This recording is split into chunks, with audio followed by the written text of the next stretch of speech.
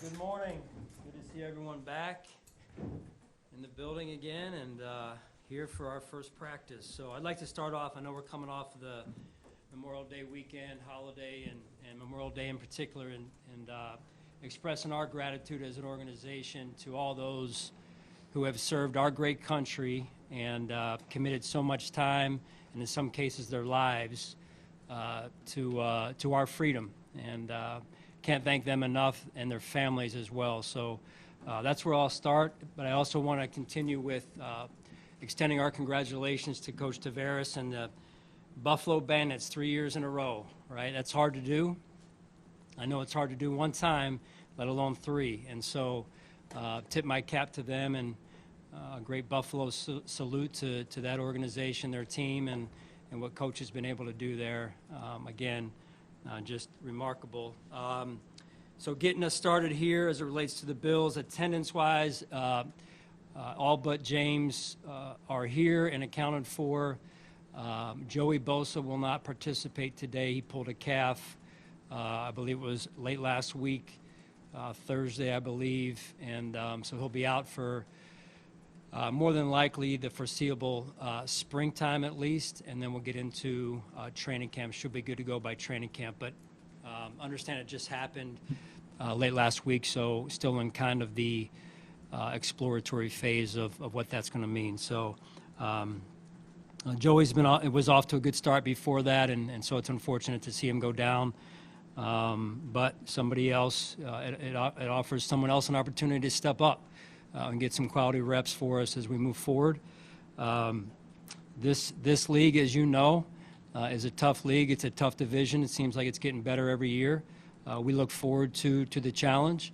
We understand the challenge that's in front of us, and we need to take it one day at a time. So some new faces, some new names, as you guys are aware, and we're looking forward to getting to know them and how they integrate it into our overall team as we move forward here. So been real proud of the way that the players have been here from an attendance standpoint and their focus to this point as well. So a lot of good work in the weight room, a lot of good work in the training room, getting our guys stronger, getting our guys faster, and then and getting on the field today. So with that, I'll turn it over to you with your questions. Hey, Sean, with James coaching, how open has the communication been between you and him that when he does get here, good for him? Yeah, we're staying in touch, like you'd expect a player and a coach to do.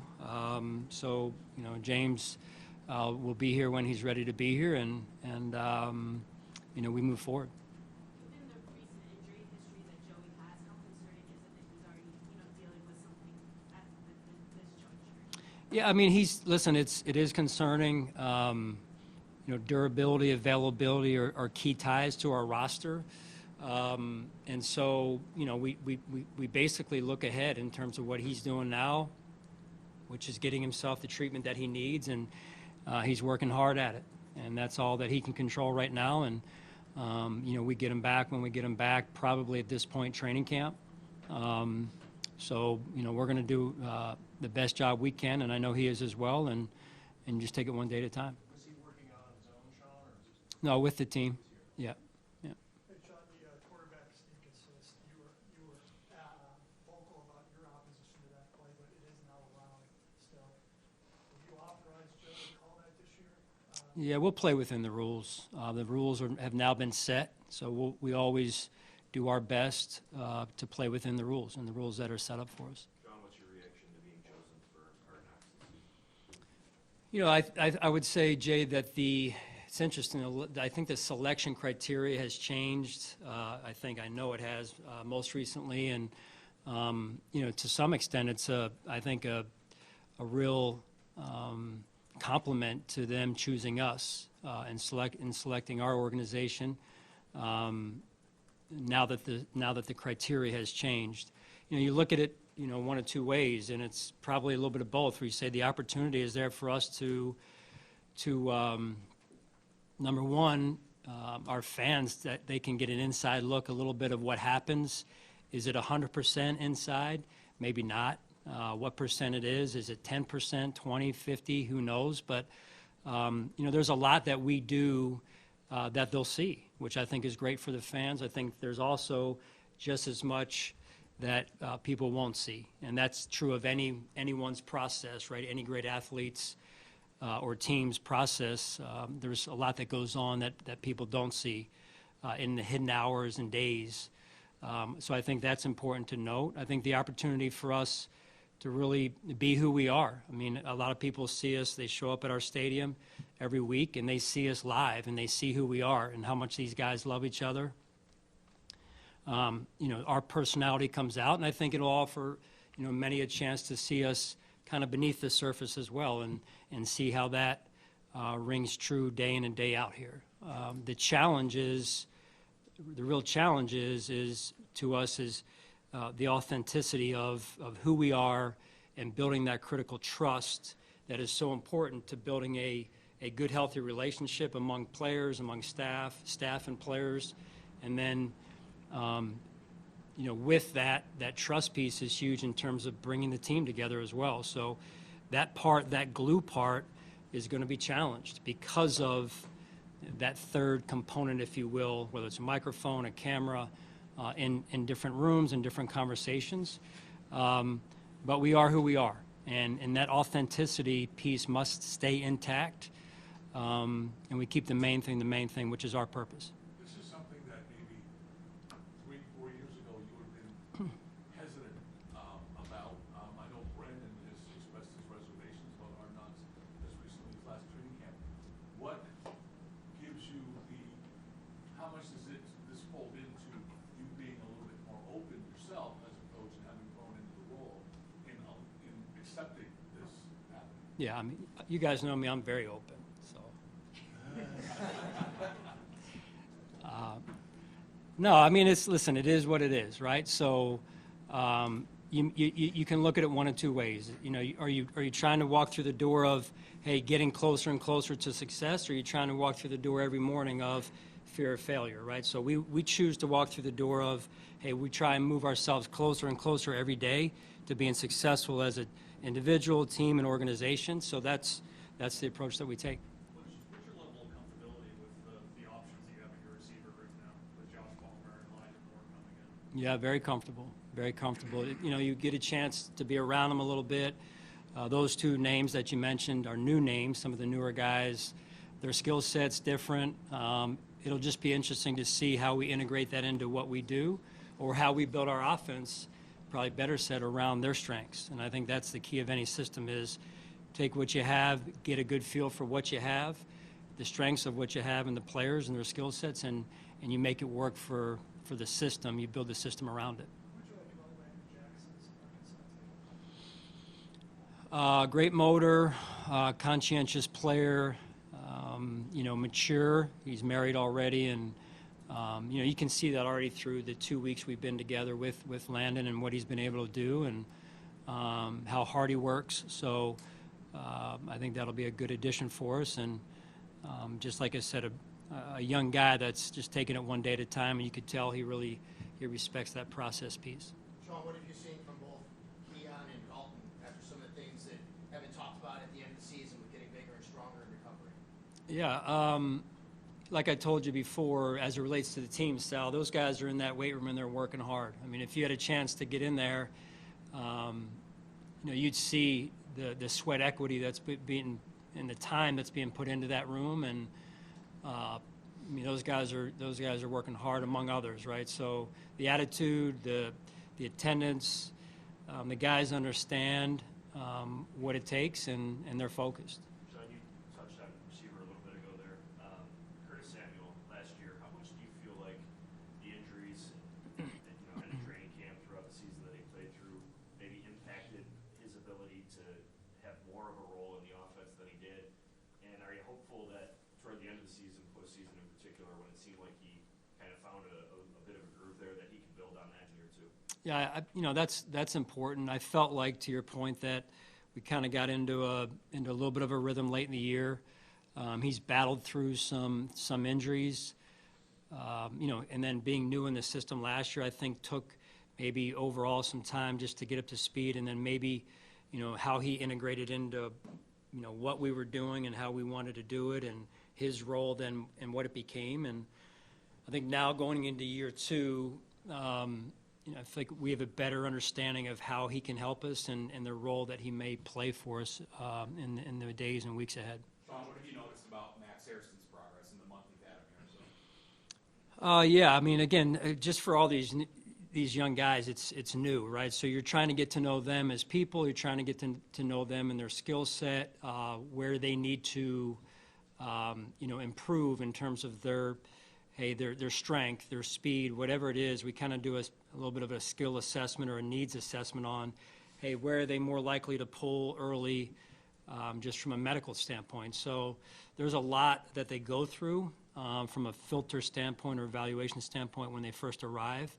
And really it's trying to integrate them and getting them moving. Most of these guys have kind of been on that, the pro day circuit, right? So they're visiting clubs, they're going to this, speaking engagement, whatever. They're not really into football shape. So a part of our onboarding process is really trying to get them as healthy as we can get them right now, and then as into football shape as we can, trying to make sure that they can continue in that healthy column for us. Sean, you also, sorry, I was going to say, you also drafted 2 other corners. And you got a guy on your roster you drafted in the 6th round that started week 1. How much does that visibly show these guys that are in there that it's, you do your job, it doesn't matter where you came from? Yeah, I mean, that's a big part of who we are. We tell them, if you guys were in the rookie mini camp, our first meeting together was, now that you're inside the building, we don't care where you were drafted. 1st round pick, 7th round pick, undrafted free agent. And you all know we have a number of undrafted free agents that make our team and have played big roles for our football team and our success. So it's what you do with the opportunity that matters most. And whether it's a 1st round pick or somebody that's drafted lower, CB drafted lower, is now on his 2nd contract. So he's a great example of hard work and being about the process and improving every day. Keon, I know there has been a lot to assess this offseason. We're very early, but in terms of when you've been around, when you've had conversations with him, has there been anything that's kind of stood out to you as a maturity, maybe starting to be possible? Yeah, when he came back, he really looked like he had been working, and that's the information we were getting in our little conversations with him during that kind of down period. And when he came back, he was in really good shape. You could tell he had been working drill-wise, weight room-wise. So, real proud of what he's done to this point in the off season. Continuing it now as we get into the 3 weeks of practice will be important, and then on into the summer break. Sean, what's any jitters from Josh, given his upcoming Jitters from Josh? Yeah, given his upcoming nuptials I'm not going to get into any of that. Good try, John, on that. But he is as confident and as calm, cool, and collected as he always is. Last week, the NFL announced the addition of the Protector of the Year award for offensive linemen. What are your thoughts on that significance of the award for those guys, and then Dion especially being at the forefront of arguing for that type of award? Right. No, I've heard of that, and it's no surprise Dion was involved in that. He's a big time, not only asset to our organization and team, but also an advocate for, I think, players overall. And he's done a really good job of that and going about it the right way, because there's another way to go about it. And I thought he took the right approach, and I think it's good for the league. I really do. And then certainly they ruled that way. So, those old linemen in particular, they don't get a lot of pub, and maybe that's going to change a little bit. So. Sean, you said accounted for. You used the phrase before, accounted for. Is Josh here? Josh is here, yes. What does that say? I think it says everything, right? So he is the face of our organization. He's the leader of our team, and when he's here, like anything else as a leader, it speaks and it holds a tremendous amount of weight, right? Like any leader, in particular the leader of the team, those words that he says and his actions are exponentially impactful, right, to the whole roster, the whole team. Sean, what's it been like to have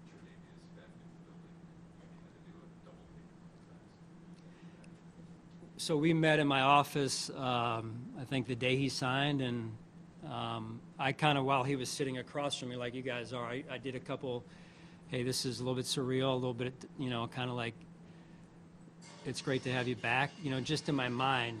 And so it's always interesting, right, around here. What's next?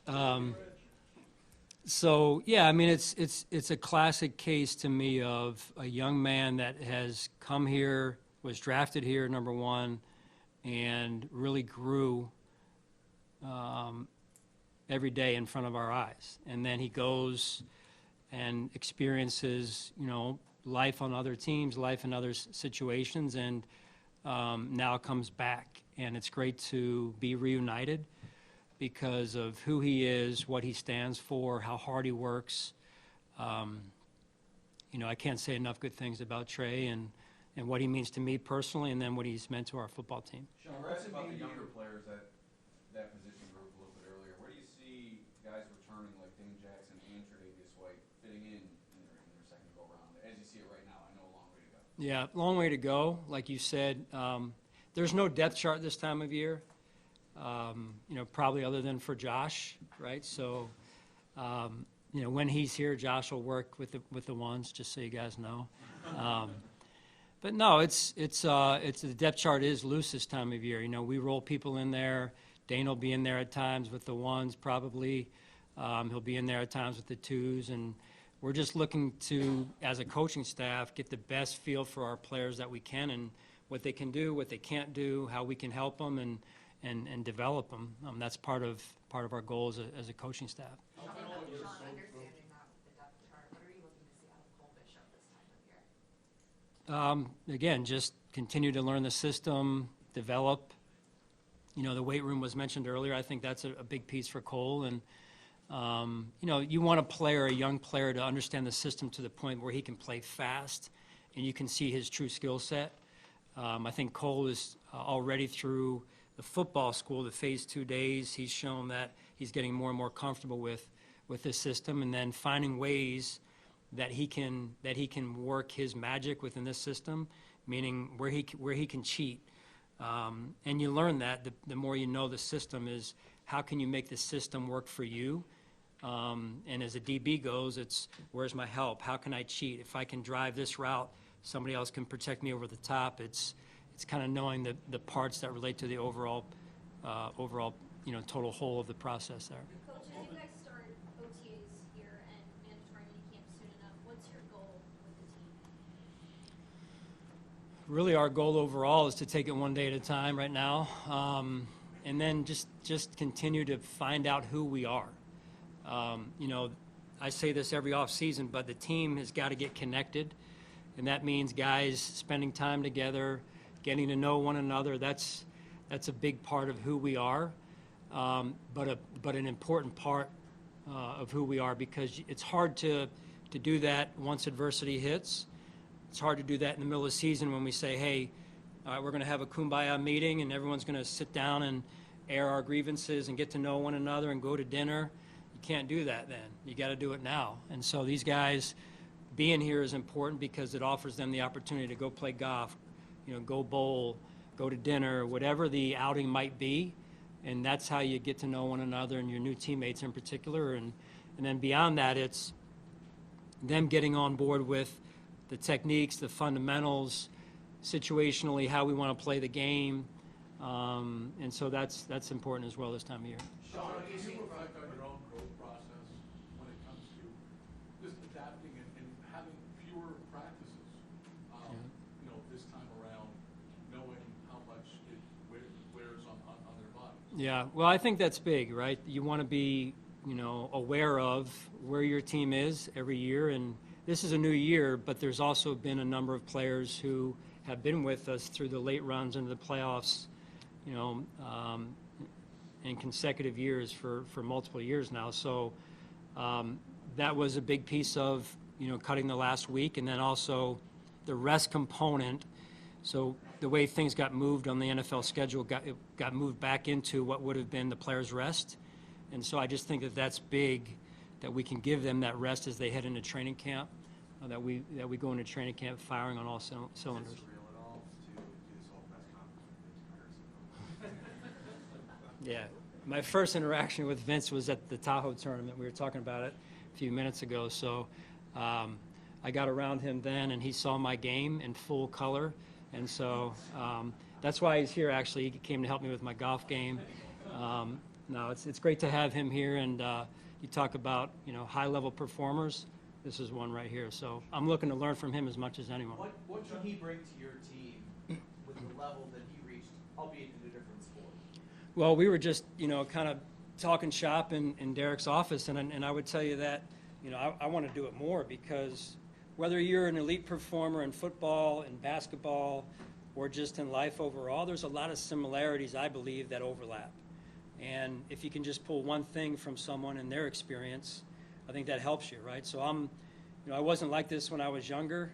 My parents would say I wasn't into reading books and this and that. I was going out and playing, right? But now it's, the older I've gotten, the more curious I've gotten about life overall, habits like this guy has had over the years that make you great.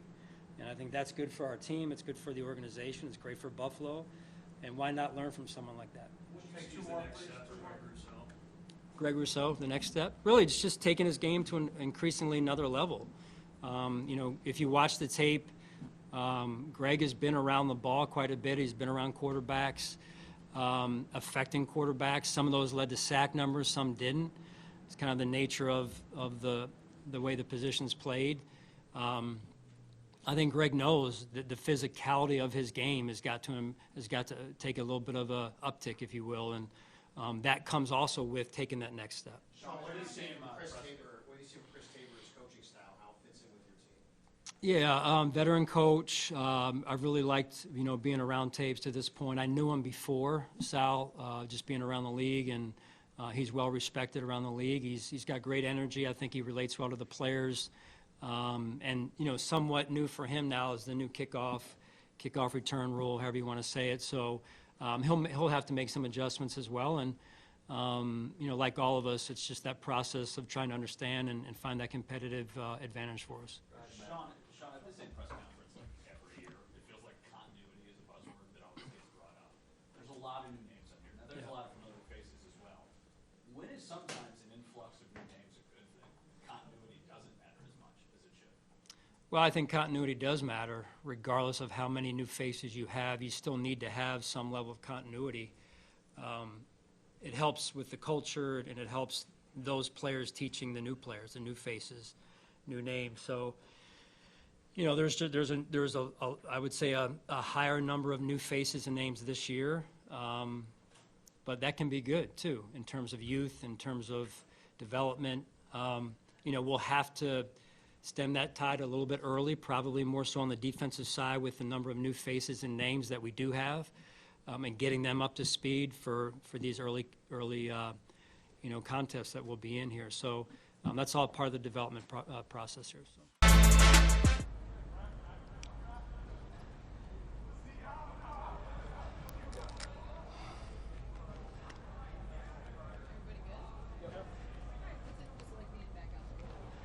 It's cool to be back. It's been a minute since we've been on the field with helmets on and stuff, and in like a competitive mindset. So it's fun. It's fun to be back.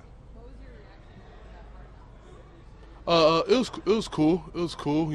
We're just we're always focused on the next step. So whenever the time gets here, training camp, we're gonna be focused on just being locked in, getting the work in at St. John Fisher that we always get in every year, and just helping that propel us to, God willingly, having a successful season. What's it like, a couple new additions, especially in the defensive line, Mm-hmm. like Lloyd, and Joby, just getting them in. I know it's early on, Greg, but Yeah. was that kind of just new face maybe infused into this group? Yeah, it's been cool. Everybody brings their own style to the way they play. So to have new faces that are gonna help us out, it's been exciting because everybody kind of, like I said, carries a different skill set.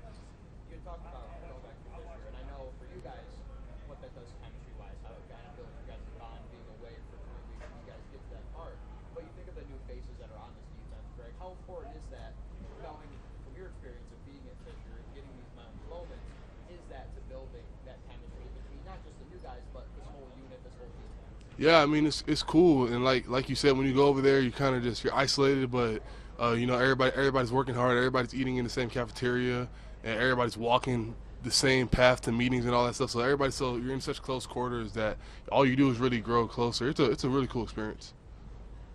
What's it like? What's kind of some of the general initial impressions of some of the rookies maybe that or really is there anyone that's caught your eye? I mean, all the rookies in the D line rooms caught my eye. Just the way they've come in, like eager to learn, and you could tell that they're just ready for the moment, ready to contribute anything they can. So I mean, it's always fun. I feel like the rookies here always come in with the right mindset of just like earning their stripes and working hard and just earning it. What do you try to get out of OTAs? I'd say I try to get at OTAs kind of the same thing I get at any practice, you know, whether it's me working on my eyes, my eye progression, my hands, you can pretty much work pretty much everything in OTAs that you can in like a normal practice. I mean, we don't have shoulder pads on, so it's not as physical, but when it comes to the technique stuff, you could have a plan and you could execute what you want to execute and just be dialed in on that. Greg, I don't know if you were asked this yet, but there was quite a few new faces in the D-line room, and Sean McDermott said earlier today, you know, part of OTAs and mandatory minicamp is building that team chemistry. How have you helped do so with your new teammates? Just by talking to them, honestly, you know, Bosa, Larry, TJ, I talked to them specifically. They all like anime, so just little things like that, like off the field stuff, where you can kind of build that bond and build something to talk about, and it carries on to the football field, and it shows a lot in the fall and winter. How do you feel like that group is fitting into the guys who have already been here? They're fitting in good. They're fitting in good. You know, they're all hard working. They go hard whether we're in the weight room or whether we're out on the field. So I mean, they've been some really good additions, I feel like. Do you all have a favorite anime show together? Probably not one, but definitely multiple. Naruto, Attack on Titan, Jujutsu Kaisen, Solo Leveling. The list goes on like forever. So yeah.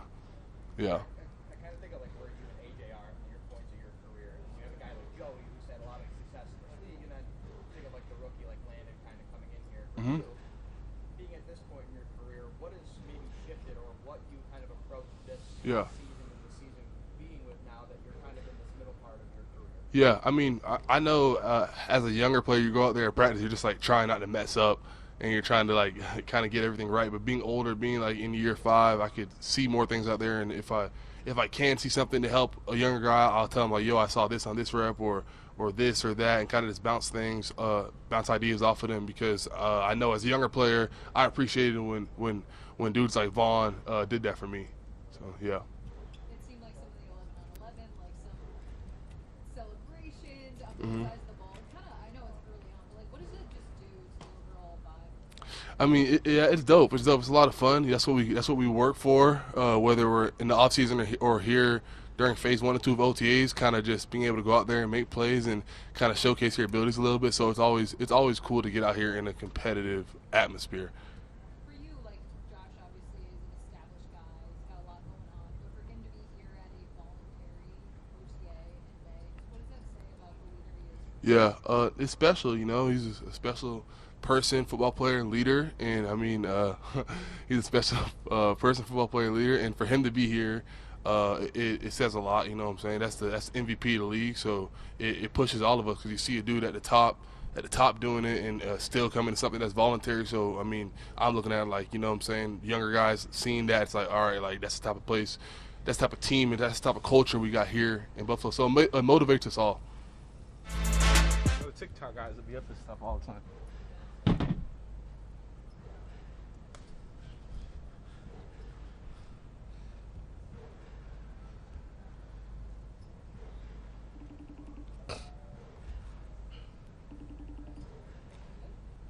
Yo. Oh, y'all ready? Yo, Bash. Oh, yes. What you got? You don't like that color?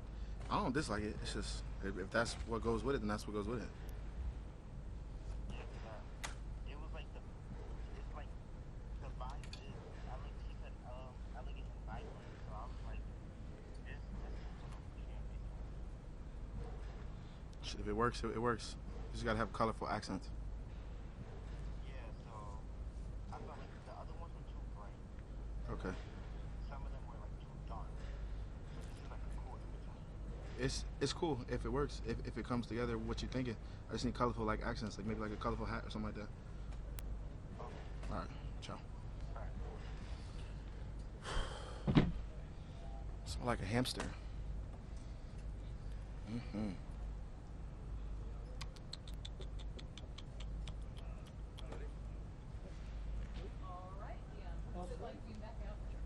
It feels like a long bye week just ended. Feels like a long bye week, but it feels good. It feels good to be back out there.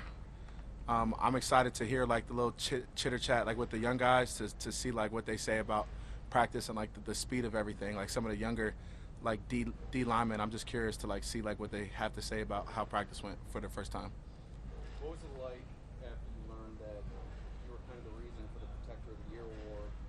Did you hear from people? What was that like? Wait, ask the question again. You were tabbed as kind of the reason why they came out with that offensive lineman award. Mm-hmm. What was it like when you learned that you were kind of the spearhead behind it? Did a lot of people reach out to you? What was that kind of like from your perspective? Yeah, well, so I don't know how to say this the right way. So, you know, like with that award, it just didn't happen just because last year we were talking about it. Like we've been talking about this for about 3 years. About 3 years, it's been going back and forth. Then, 3 years, it talks about it. Then, you go through your media battle, and then you go through your reputation battle, and to really see if that holds weight. Like me having meetings with Roger and Troy and some of these other guys, that's what did it. But I'm honored that no matter what now, like that's a part of my legacy, and that's what I wanted. Like, and I wanted to be one of those guys to speak about it vocally and stand up front and really say, like, look, us linemen need something. Like, there's so many guys that I have looked up to growing up, like the Pouncey twins. Like they were such a huge staple in like the cool level of being a big guy in the world, like just being a cool lineman, like Trent Williams, like these guys. But I'm honored that, like, even though it was a lot of behind the scenes stuff, that Troy and the guys are speaking up for myself and letting them know what what's real. But I'm definitely honored. I'm honored to be a part of it. I'm honored to change football, because I could talk about it lightly or talk about it but the truth, but we changed football. There will be a award for offensive linemen now. Now all other kids back in Jersey or Florida, wherever, they don't just have to be fast, J-Mark. Like they don't have to be just fast guys, and they can be happy with having something to push after and achieve. Dion, there's a rumor out there that you had a speaking part in the Hallmark movie. Is that true? And how did you deliver your lines? I'm a paid actor. I'm a Hallmark hunk. It was great. It was great. They used the term. Well, I don't want to say it. Well, that was my first. That was my first, and it was cool. It's super cool. The whole team and the Hallmark vibe is just electric. Like they're all just in their own little bubble, and they're all super unique. Like I know, like growing up, we've all had like those kids that were in theater. That's what it is. It's just like a big theater pool of those kids that we remember when we were in school to now being adults and just still being those theater kids and just being actors. But it's really cool that they allowed us to be our true selves, because me, I'm a lot. So it's just I'm showing a lot. It's just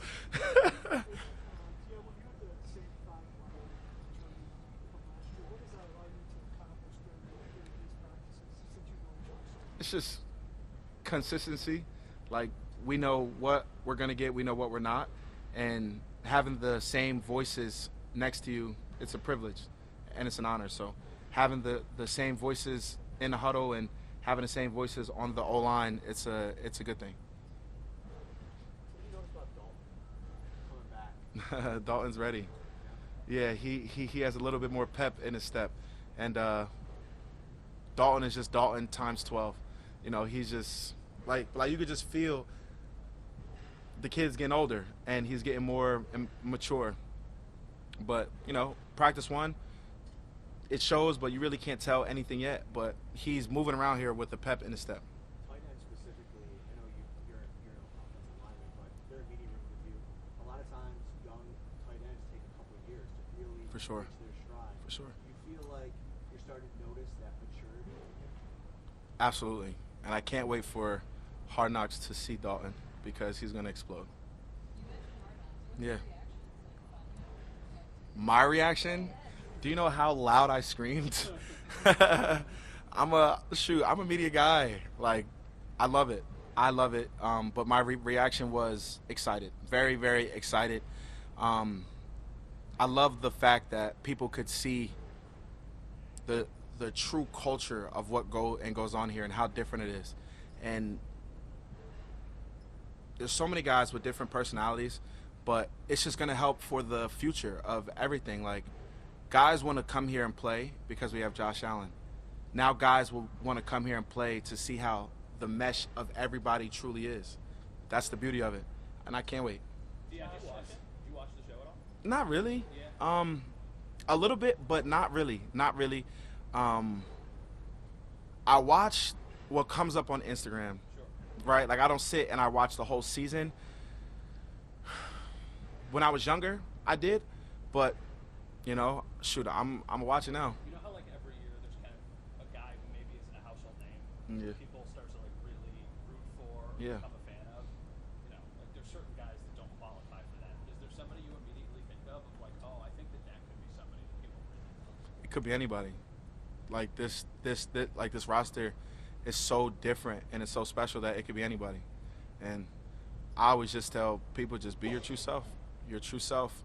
That is the bridge to connect with people that you don't know. Just show your true self.